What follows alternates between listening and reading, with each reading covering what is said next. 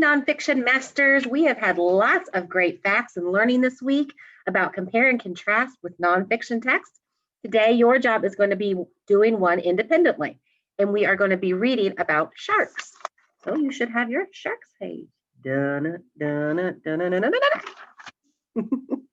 Okay, so what we're going to do is I am going to read this passage because it's kind of long the first time. And then what you will do independently is you will read it again by yourself or with a little bit of help from mom or dad, and you will answer the 4 questions for your discussion post.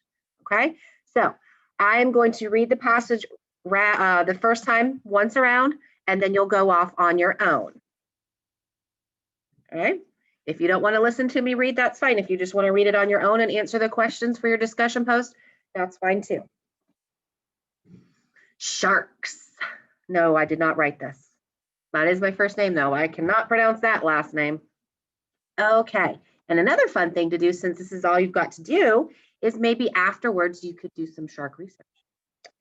Did you know there are over 350 types of sharks? 2 of the most common are the great white shark and the hammerhead shark.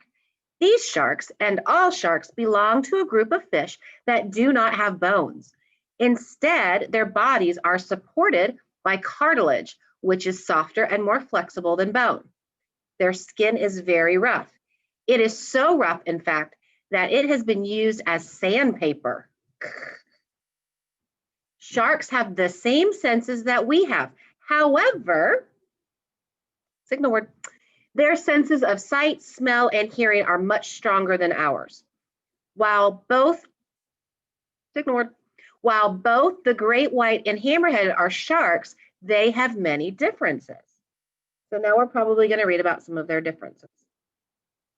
So this says this paragraph is about great whites. This paragraph is about hammerheads. The great white shark is at the top of the food chain once it becomes an adult, often preying on sea mammals such as sea lions. As an adult, great white sharks can weigh in at more than 4,500 pounds. But sharks don't start off at the top of the food chain. Baby sharks, oh my goodness gracious, now I've got that in my head. Baby sharks or pups, so now we know what they're called because there's a comma and the word or. So when you have that comma and the word or, it tells you what it means. So they're called pups. Must avoid other predators for their first years of life, including other great white sharks. Some pups don't live past a year because of the predators. The hammerhead shark is much different than the great white shark. For starters, its head is shaped like a rectangle, giving it its name. The shape of their head allows them to trap their favorite meal, stingrays. Their eyes are located on the sides of their head, which allow them to easily scan the ocean quicker than other species of sharks can. Even though stingrays are their favorite meal, they also eat bony fish, crab, lobsters, and other sea creatures. These sharks only weigh in at about 500 pounds. That's a big difference, right? These pups, just like great white shark pups, have to worry about predators when they are first born. Once they are adults, they do not have many predators, though, because of that big old head. While many people are afraid of all types of sharks because of the attacks, great white sharks have attacked people. While great white sharks have attacked people, the hammerhead is not known for its attacks on people. So that would be like another signal word. While one is one way, one is the other.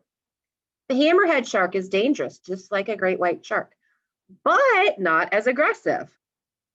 Signal word.